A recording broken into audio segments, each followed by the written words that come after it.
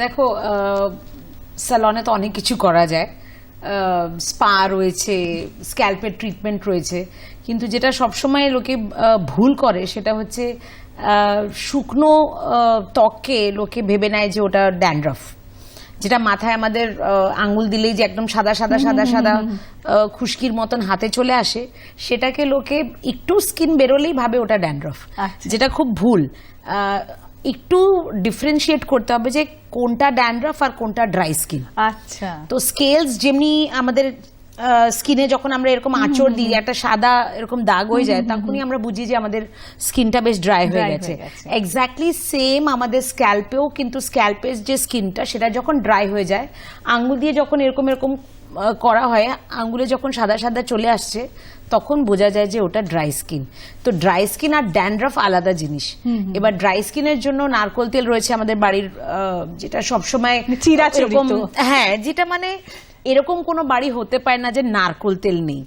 তো নারকোল তেল তো রয়েছেই, যেটা আমরা সবসময় ওটা ব্যবহার করতে পারি। কিন্তু যদি ড্যান্ড্রফ থাকে তখনই একটু চেঞ্জ আনতে হবে। আচ্ছা, তো সেই ড্যান্ড্রফ, এটা আমি স্ক্যাল্পের ব্যাপারে বলছি, চুলের ক্ষেত্রেও কিন্তু তাই। চুলও যখন ড্রাই থাকে তখন কোকোনাট অয়েল, মানে অ্যাবসলিউটলি নারকোল তেল দিয়ে ভালো করে আমরা মানে ওটাকে অ্যাপ্লাই করে 1 ঘন্টা যতটা পারবেন, একটু হালকা উষ্ণ গরম যদি থাকে খুবই ভালো, মানে বেশি গরম না, উষ্ণ গরম। দেখো একটা ধারণা মানুষের যে চুলে তেল দিলে নাকি খুশকি আরো বেড়ে যায়, বা যাদের খুশকি আছে তাদের মানে তেল দেওয়া যাবে না। একটা ভালো প্রশ্ন করেছো, কেননা দেখো ড্রাই একটা খুশকি থাকে আর একটা গ্রিসি খুশকি থাকে, সেটাকে সিবরিক ডার্মেটাইটিস যেটাকে বলা হয়। গ্রিসি মানে একদম অয়েলি ড্যান্ড্রফ এরকম থাকে, একদম সিভিয়ার কন্ডিশন। তো সেখানে আমাদের কিন্তু অনেকটা খেয়াল রাখতে হবে, সেটা হচ্ছে যে কোনো চিরুনি যেটাতে মানে বলস থাকবে,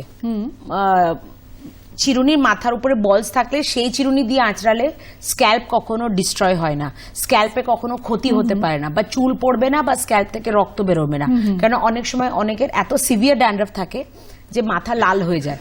তো এই সময়ে চিরুনিটা তোমাকে এমন ভাবে নিতে হবে যেটার মাথাগুলোতে বল থাকে, ফাইবার বলস থাকে, সেটা দিয়ে ভালো করে আঁচড়ে নিলে ব্লাড সার্কুলেশনও বাড়ে, লিম্ফেটিক গ্ল্যান্ডস গুলো অ্যাক্টিভেট হয়।